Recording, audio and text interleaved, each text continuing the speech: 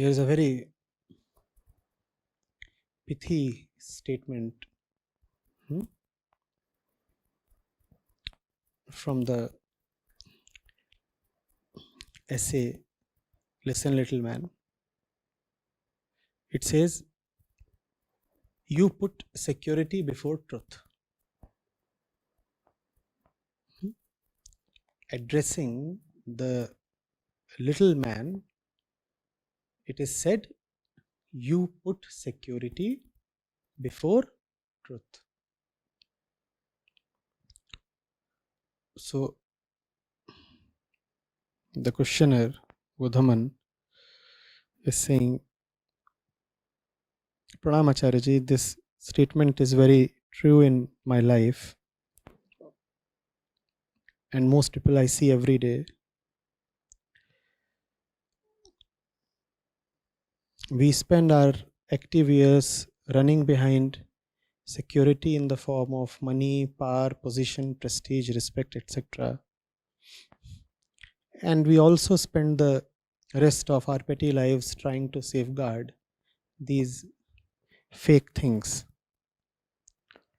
What security to achieve when death is certain? Real and eternal security seems to be at the Lord's feet. But this knowledge too is second hand for me.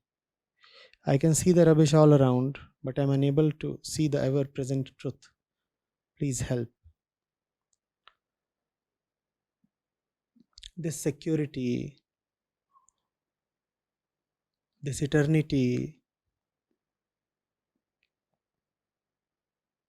this mention of the Lord, and this ever present truth that you are talking of, they will not be seen here or there or anywhere. They are not in the world. You are saying that you see the rubbish all around, but you do not see the truth anywhere. Then where to find eternity or security or the Lord? You will not find the truth anywhere, here, there.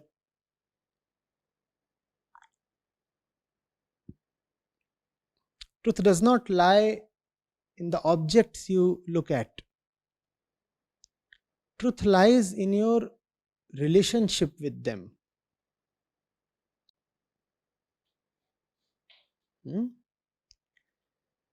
If you can give depth, any moment, to any of your relationships with any of the objects, there is truth, there is eternity.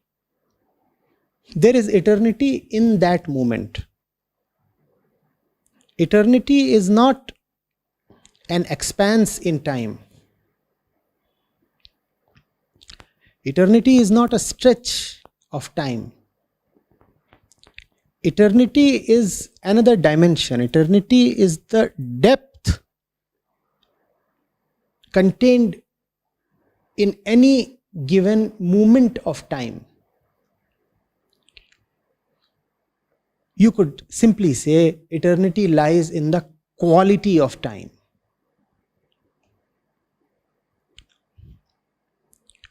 Outside, what we see is just quantity. We have quantities, this, that, the 1,000 objects, the entire diversity of the universe. That's quantity. Where does quality lie? Quality does not lie in the objects themselves. I do not mean to say that 1,000 bicycles are quantity and a BMW car is quality. No, that's not what I'm saying. I'm saying quality lies in the depth, the closeness the independence, the freedom that is there in your relationship with any object. And it could be any object. If you want to say that if you look around and find only rubbish, then there can be eternity even in your relationship with rubbish. If you can investigate rubbish, if you can really know what rubbish is, that is eternity. The eternal one does not live for 10,000 years. The eternal one might actually live a shorter duration than most people do. But there is a certain quality in his moments. That is called immortality. It is called immortality because it does not refer to the expanse of time. Expanse of time is death. There is nothing that can continue in time unchallenged, untested, undefeated. The moment anything starts journeying in time, it is bound to get defeated and dead. Are you getting this? The moment anything starts traveling in time, the moment anything starts having a life in time, what is it surely going to meet? Death. If it starts in time, it will end in time. Therefore, how is immortality possible at all? Eternity and immortality are the same thing. How are they possible at all?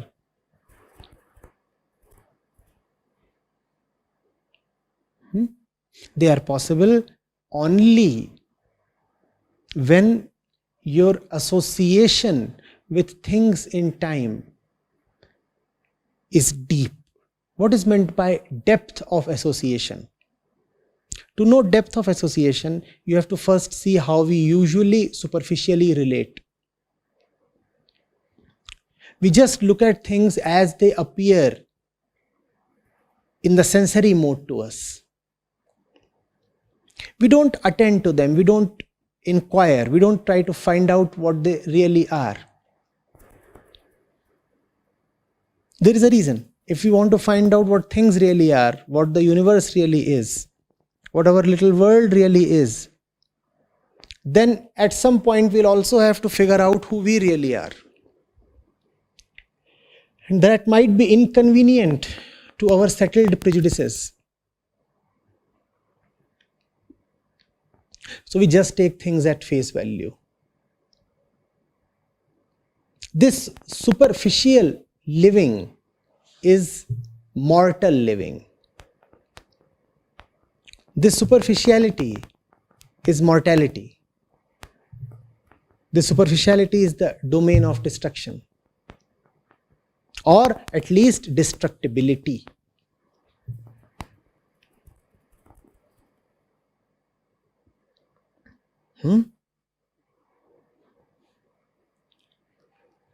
Getting it? If you have heard these words carefully, Gauthaman, this is immortality. Which means immortality too is not guaranteed.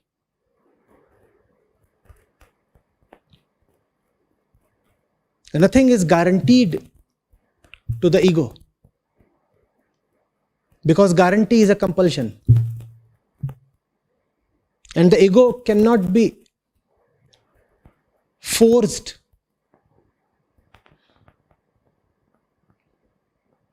to give up its fundamental freedom.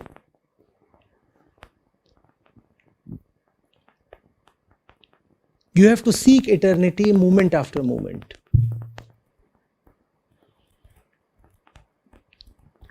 And it is possible to withdraw from eternity at any moment. You might be in rapt attention right now, but you can decide to withdraw, can't you?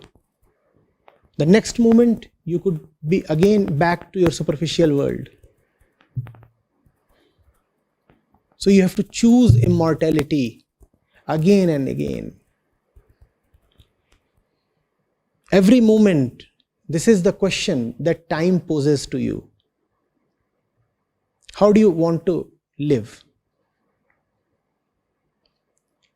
You will have very little control over the things that happen to you. But you have all the control over how you relate to those things. Which means essentially you have all the control over how you want to define yourself. Therein lies the possibility of eternity. Eternity that is truth. Eternity that is in religion referred to as the Lord.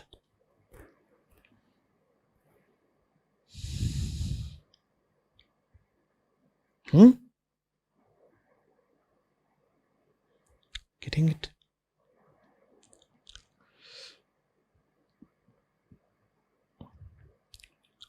Then there is the question of security. People run after security. They don't love the truth so much.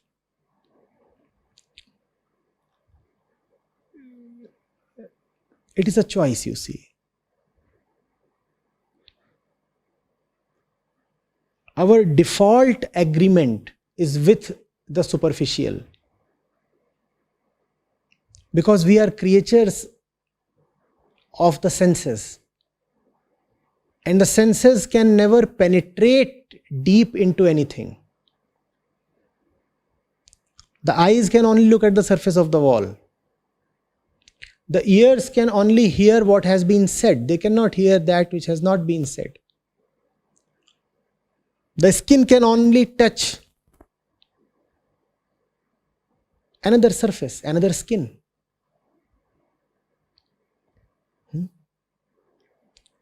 Therefore, our default agreement is with the superficial. And once we agree with it, we identify with it. Once we have identified with it, then we become the superficial. Now I am the superficial. Hence the superficial has to be protected if I want my own life to continue. And truth is deep. So now there is a conflict between that which needs to be secured and that which is deep. I need to be secured and I live on the surface. I want security. And why do I want security? Because security is my nature. Deathlessness is my deep, deep nature. So I want to be secure. I want to be secure, but I am on the surface. And truth lies in the depths. Therefore, if I want to protect myself, what will I have to protect? The surface. If I have to protect the surface, what is it that I'll have to oppose? The depth. And the depth is the truth. Therefore, most people become enemies of truth. Most people become very averse, very reluctant to truth. They shy away.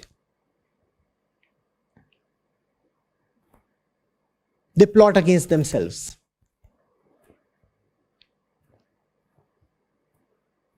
Getting it? It is a choice, remember, that we have to make. Do we want to secure the way we are, which can be done, if that's what we decide? Or do we want an insecurity that is likely to give us something far more fulfilling?